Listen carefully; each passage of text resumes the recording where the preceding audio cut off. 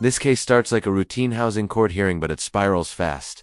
We've got unpaid rent, government assistance paperwork, missed filings, and a defendant who's already on edge before the judge even finishes the first question. Watch closely, because what you're about to see isn't just about money, it's about courtroom decorum, accountability, and how quickly an attitude can turn a bad situation into a disaster.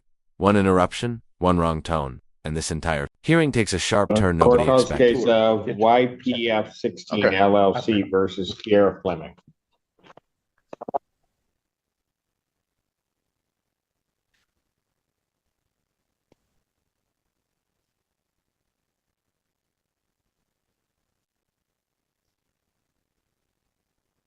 Good afternoon, Your Honor. David Fanter, on behalf of the plaintiff. Your name? Kiera Fleming. All right. Where are we on this case? Ms. Fleming has a balance of $4,298.39. She indicates that she mailed the rental assistance form to the court on Wednesday. She mailed it on Wednesday? Yeah, I didn't know. I couldn't really hear you, but I thought you said mail it in, so I mailed it in. Well, it needs to Proof be at that the court by that I filled out an SIR with my tracking number and everything. I mean, an SER. I don't have it. So. Well, I sent it in. Your Honor, I'll leave it up to the court what the court wants to do. I don't think her balance is $4,298.39. She's been on rapid rehousing with SOS paying their portion. She's never made a payment to my client. And I reached out, and from what she has said, so I reached out to SOS to see if they were going to be able to help her with the balance. What she indicated to Anyways, me. can I talk? They're not going to be able to help. They're not going to be able to help with balance. Ma'am. Let him finish, and I will He's then hear rude. from I don't you. like. You want to know what? Rude. You don't try to overtalk me, because that will never happen.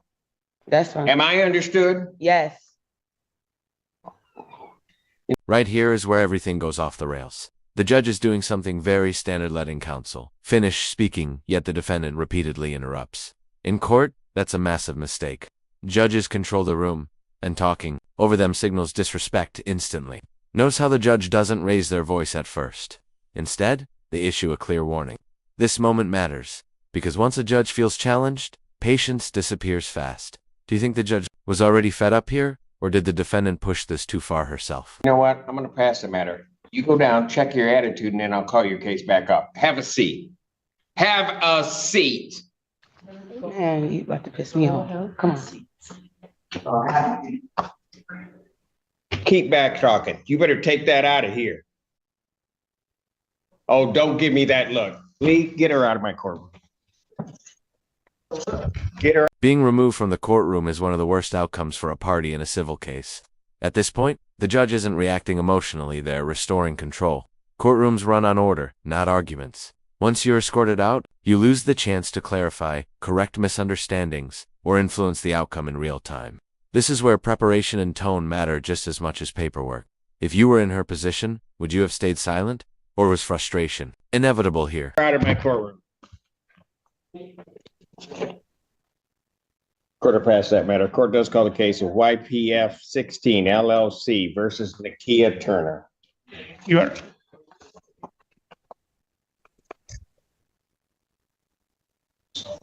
Honor, I'll wait for it. That just messes up my whole day. Everybody else is going to have a hard time with me now. You know, I was in a good mood, and then it's just going to take one person. It just takes one person and just messed up my whole attitude. You know?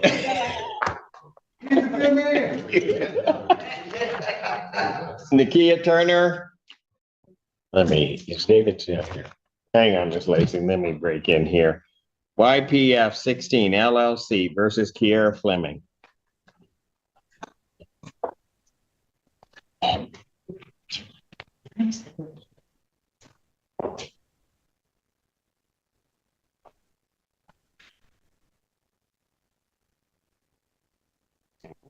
Parties have returned. Mr.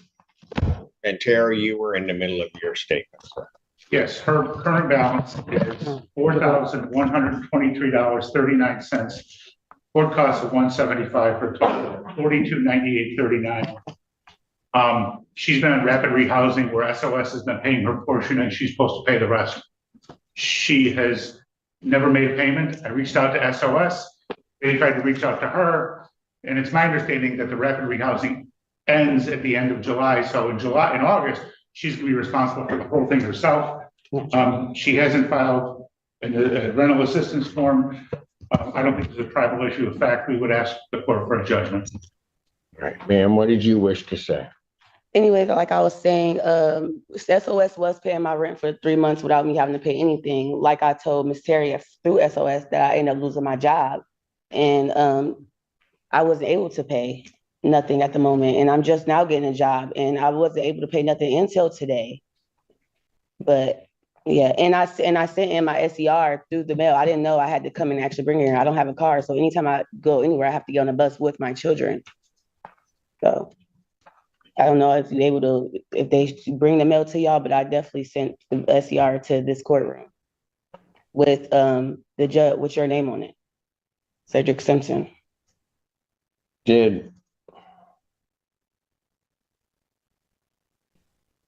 But SOS doesn't stop. She said that I already filled the paperwork out yesterday when she came. They pay August, but after August, I won't be getting no more help from SOS. But I reached out to Hawk. They're able to help, and I did do an SCR with my caseworker, and I have an appointment with my caseworker on Monday for help, so I can get help with my rent. And I'm able to pay altogether $900 today, but that's all I can afford.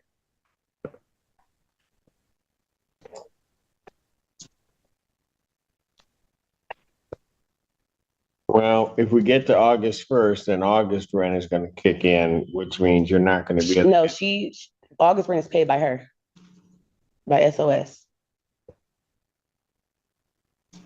I'm going to let you finish because I'm not going to be interrupted again.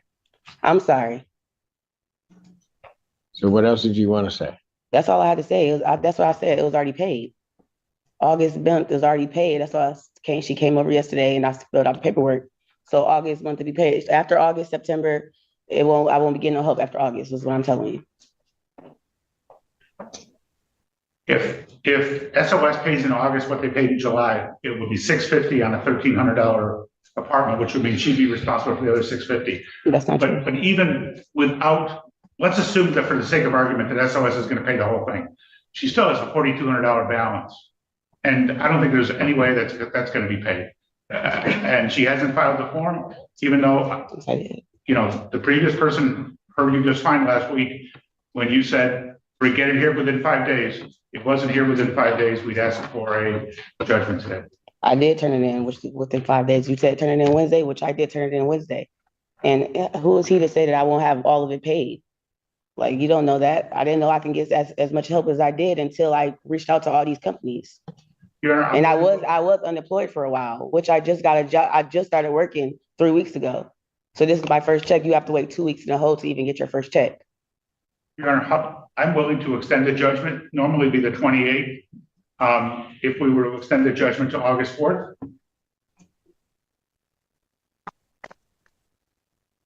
There's no tribal issue for this court in regard to this case. I'll grant a judgment for possession. Let's break down what just happened legally. The judge grants possession with a redemption amount of $4,298.39. That means the landlord wins the case.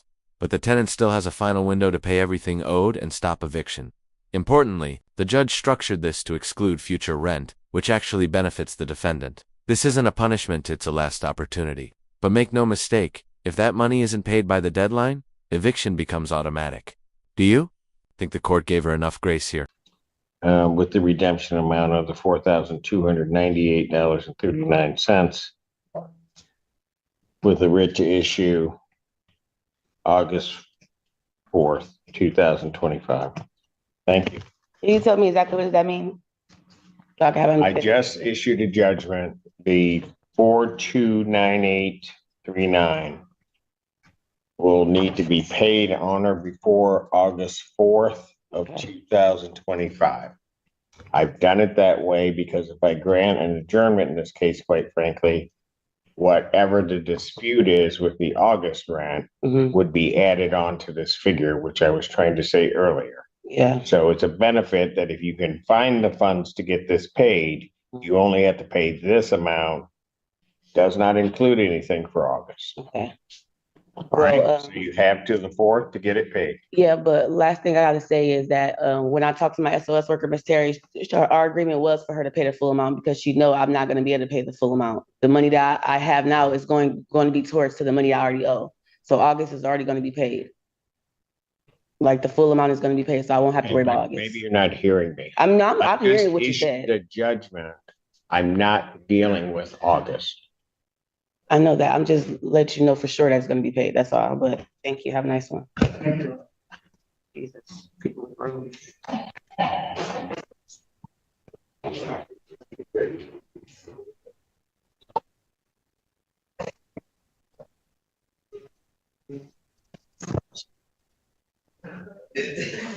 Won't stop. Nope, doesn't work. Just don't understand the assignment. Real Properties versus Jason Mitchell.